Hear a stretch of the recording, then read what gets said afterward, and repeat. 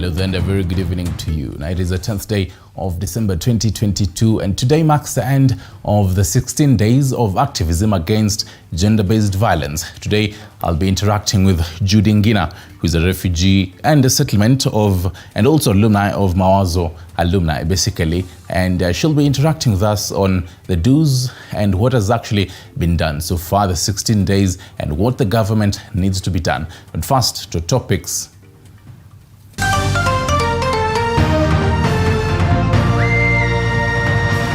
Tonight, President Ruto's memorandum on constitution amendment continues to elicit mixed reactions among Kenyans, some leaders saying this is a reinvention of BBI. So tunaweka official opposition leader kwa katiba, ndio akitaka kufanya maandamano afanye katikati ya bunge, awache kusumbua raia huko nje wakati raia wako katika biashara. There is a projection to say if we don't also put drastic measures, today we are saying 5.1 million people are affected. By the new year, we will be saying 6.4 million Kenyans will need food assistance. 6.4 million Kenyans will be in dire need of humanitarian assistance and food aid in January 2023, says Kenya Red Cross. Pakistan journalist Arshad Sharif was assassinated. Fact-finding team on his murder reveals in a report.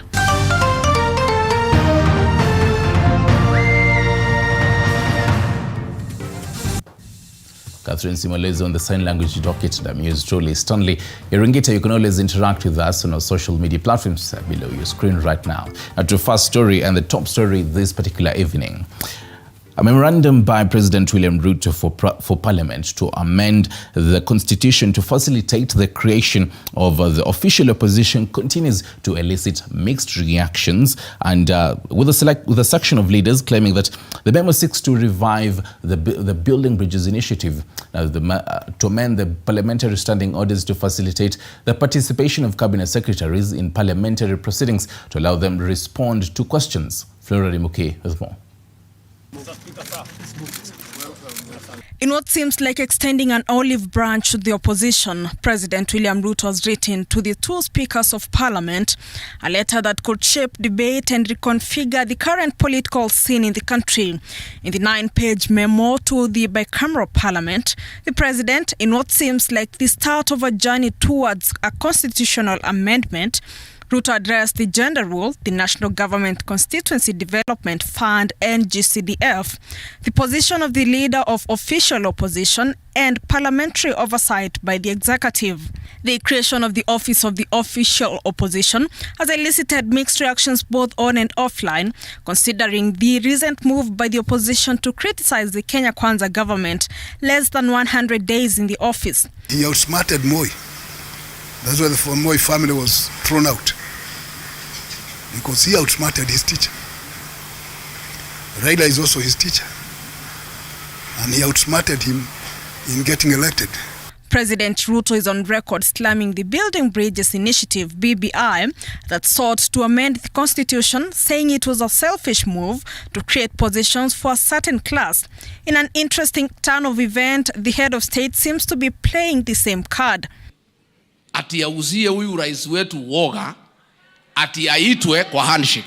To be funded by taxpayers, the bill will give Raila and future holders of the office powers and discretion to solicit and mobilize for funding from donors as a one way to supplement its budgetary allocation and finance its activities. So tunaweka official opposition leader kwa katiba, ndio akitaka kufanya maandamano afanye katikati ya bunge, awache kusumbua raia huko nje wakati raia wako katika biashara. But if Raila works with the government to create an official leader of the opposition, he will enjoy the perks of leadership like an office, allowances, while at the same time expected to work towards a more transparent and accountable government.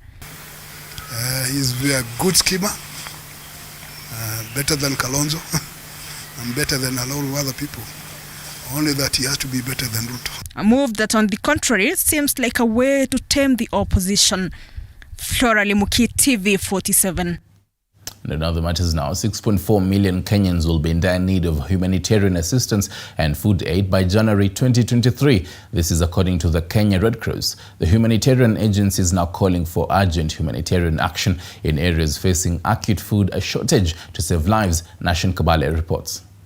The Kenya Red Cross Society now says 6.4 million Kenyans will be facing starvation by January next year, up from 5.1 million Kenyans if the drought situation in the country continues to persist. There is a projection to say if we don't also put drastic measures, today we are saying 5.1 million people are affected. By the new year, we will be saying 6.4 million Kenyans will need food assistance. Speaking in Diani during a gala dinner to fundraise money to be used in humanitarian assistance, Kwale County Governor Fatuma Achani said that she will construct 4 mega dams to offer relief to residents facing starvation in the county. Tumepatia kipaumbele masuala ya maji. Yale maji ya mfereji ambako yanafika ni sawa, lakini yale sehemu kame, hususan sehemu ya Lungalunga na Kinango, tumeiweka katika mtaala mzima wa kuwa tuchimbe mabawa makubwa. Despite the onset of the short rainy season, drought continues to ravage parts of Kajiado County, with residents now depending on food aid from well-wishers. Mifugo yote yameangamia. Kwa sasa hivi ili ambayo kwa sababu ng'ombe ndio ilikuwa tegemeo kwetu kwa chakula hata kwa kulipa karo ya wanafunzi. Sasa hivi tumekumbwa na changamoto sana. The women in the area are now bearing the greatest brunt of the drought effects and are now the breadwinners of their families as most men struggle to rise again after the drought robbed them their source of income. In Naivasha town, Nakuru County, which is one of the areas affected by drought, over 10,000 households are in need of relief food, with the number rising by the day. Naivasha imekuwa na njaa mingi sana. Hata mahali sisi hutoa chakula ambaye ni kule Yodi wa Maela, huko upande wa juu ikawa ni kiangazi kila mahali. Simu yangu inajaa message ya kuomba chakula. Informal settlements that house hundreds of casual laborers and flower farm workers are the most affected, with fears that the numbers could rise in the coming days. Nation Kabale, TV47. The Pakistan fact-finding team probing the murder of journalist Arshad Sharif has ruled out the possibility of a mistaken identity case, as earlier suggested by Kenyan authorities. A 592-page report prepared by 2 senior government officials has concluded Sharif's murder was an assassination. Take a look. After thorough investigations and interviews in Kenya, a 2-member fact-finding team from Pakistan has termed the Arshad Sharif murder case an assassination. The report that was prepared by federal investigation agencies Athar Wahid and intelligence bureaus Omar Shahid Hamid has concluded that the 4 GSU police officers and OC GSU training camp may have been used to plan for the murder of the investigative journalist. The team also poked holes on how Wakar Ahmed, the man who hosted Sharif, could have been involved in his murder. According to the FFT, Wakar was not able to answer some crucial questions, including how he only provided lodging but also covered almost all of Arshad's expenses, despite admitting that he did not know him. The FFT also sought to know how he handed over Arshad Sharif's iPad and iPhone to the Kenyan intelligence, yet he said he had nothing to do with the investigation. Wahid and Hamid also detail in the report that the narrations presented by Khurram, the man who drove the vehicle prior to Sharif's murder, were contrary to logic and facts. According to the FFT, the journalist was hit from the back and the bullet exited from the right side of his chest. Moreover, the fact-finding team stated that there were compelling reasons for Sharif to leave Pakistan due to the criminal cases registered against him in different districts of the country, and that he was asked to leave the UAE by Emirati authorities. The 2 officials have further recommended that the murder case should be registered under the relevant provisions of the Pakistan Penal Code at the Counter-Terrorism Wing of the Federal Investigation Agency. The Kenyan government is also under fire for not investigating the case keenly, with a report noting that neither the police nor the IPOA had inspected the penthouse where Arshad Sharif resided. Arshad was shot 9 times on the 22nd of October 2022 along the Magadi Road. Sharif, who highlighted the dubious and corrupt dealings of the powerful and influential, lives behind 5 children and a wife. Pakistani citizens and Kenyans at large have demanded answers from authorities over the killing of Arshad. Right, moving on, non-governmental organizations, environmentalists, as well as youth who have survived and reformed from crime have today joined other Kenyans in marking the Universal Declaration of Human Rights Day, with the reformed criminals calling on the youth to shun criminal activities and look for alternative ways to fend for themselves. Here's Emmanuel Hemba with the story. A group of transformed youths from Nairobi County have today joined the rest of Kenyans to celebrate the International Day for Human Rights.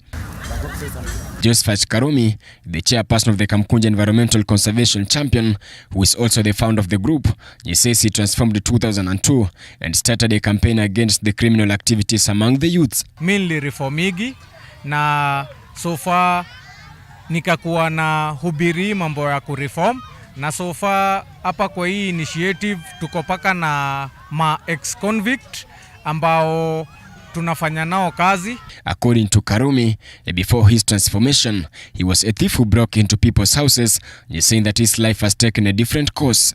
Sisi tulikuwa masnacha, ulikuwa unapata likuwa watu wa kuvunjia watu manyumba.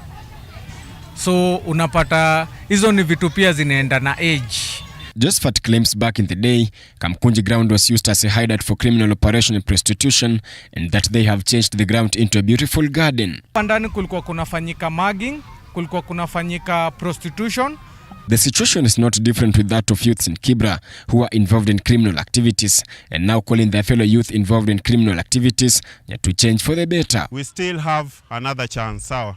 Reform, sawa. The women who are victims now urging the government to involve the youth in activities that will help them generate income to sustain their lives. Nataka serikali ituangalilie jinsi vijana watahusishwa, kwa sababu yale ambayo yanatokea ni kwa sababu vijana hawahusishwi kwa njia inayofaa.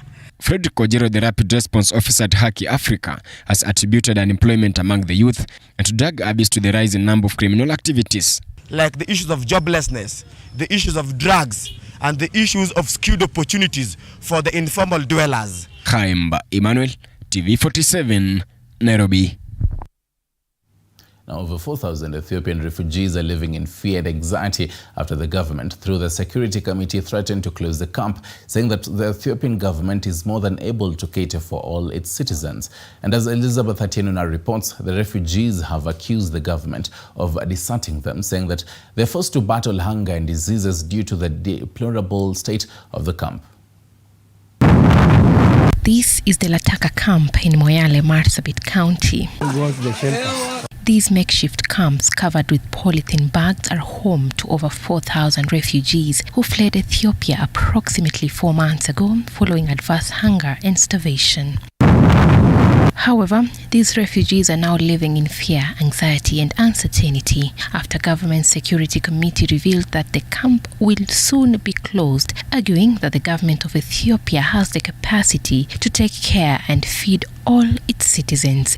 That camp was temporary, and now that Ethiopia has received better rains than ourselves, it's time for the same migrants to move back home. And now the refugees feel neglected and abandoned following the harsh living conditions. As we traverse this camp, we come across a group of women trying to reconstruct their makeshift camps as others walk under the scorching heat to fetch water that will help in cooking their meals if available. Hii maisha ni hivi, mnaona hii manyumba ni kidogo kidogo. Watoto wengine wale wakubwa wanalala nje, isipokuwa watoto wadogo. It is lunchtime. This sufuria of githeri being prepared is to serve over 5 families in the camp. The refugees tell us, though scarce, this meal distributed by well-wishers is a blessing as they have gone days without food. Sai, mnaona hii manyata yote watu wanafaa wakunye breakfast, alafu lunch na supper. Sai mkiona hii moto, mnaweza pita nyumba 50 ndio mkute sufuria moja. Hii yote ni ukosefu ya chakula. and as some enjoy at least a spoon of the meal, others are forced to prepare black tea without sugar, as some stare at their empty plates and cooking pots. Hii ni maji na majani. Sina kitu yote ya kuweka. Ile mtoto ndo nalisha na hiyo. Na mtoto hasaidii yoyote. The cry of children and the piled pieces of unkindled firewood paint a picture of the hunger that continue to ravage the refugee camp. Hunger is not the only challenge in this camp. The migrants are living in constant fear of diseases such as cholera, as there are no toilets in the camp. Mimi nasikia tumbo na njaa, watoto na njaa. Hakuna namna, hakuna maji, hakuna hospitali. Earlier this month, the United Nations High Commissioner for Refugees and the UN Refugee Agency visited the Lataka camp, where it was agreed that the migrants will be taken back to their native land of Ethiopia because they do not meet the standards of being declared refugees. Elizabeth Atieno, TV 47. Right, Queen's a sad state of affairs right there. And today also, as a Human Rights Day, we'll be discussing these particular matters with our guest later on, Judy Ngina, who is a refugee and, basically championing for the whole coming of the 16 days of activism against gender-based violence. Now to some other matters. Kenya and Eritrea have agreed to abolish visa requirements for their respective citizens. The two countries believe that the move will bolster bilateral relations, improve people-to-people ties, besides entrenching regional integration. Now, while visiting Eritrea, President William Ruto held talks with his Eritrean counterpart, Isaias Afwerki, where they both agreed to cooperate with the African Union in the spirit of Pan-Africanism. Further, they agreed to cooperate and consult on regional integration and to safeguard regional peace, security, and development in the Horn of Africa.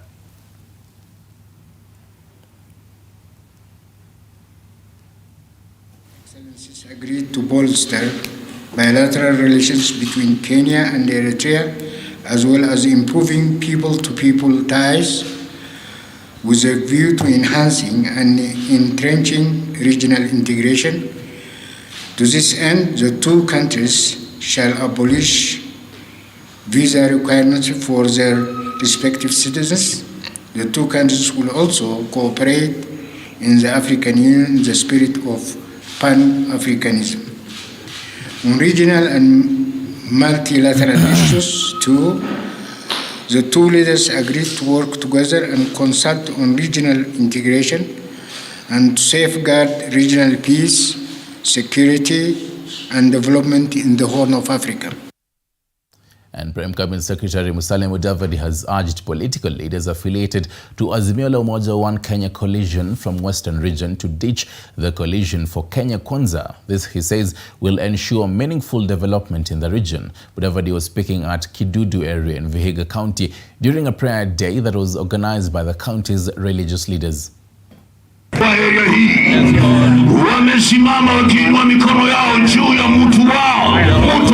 Makanisa wote wako hapa, Mwenyezi Mungu, tumeungana kwa kitu kimoja. Hiyo ni ya president. President. Watu wa magharibi tumekuwa tukihangaika sana.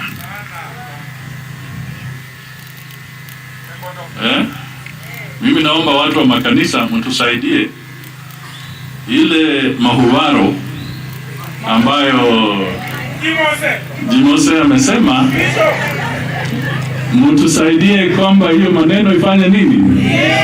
Iishe kabisa, so that we can be strong. So we have no room to engage in quarrels. Sasa wewe unadanganya watu, utaleta subsidy ya mahindi, utaleta subsidy ya sijui ya nini, utaleta subsidy ya nini, utaleta subsidy ya mafuta. Where will you get the money?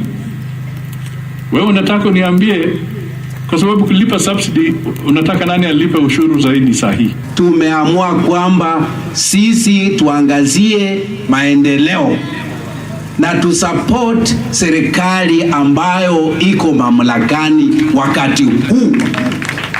Hakuna mtu mwingine kuja kutanganya sisi kazi ingine.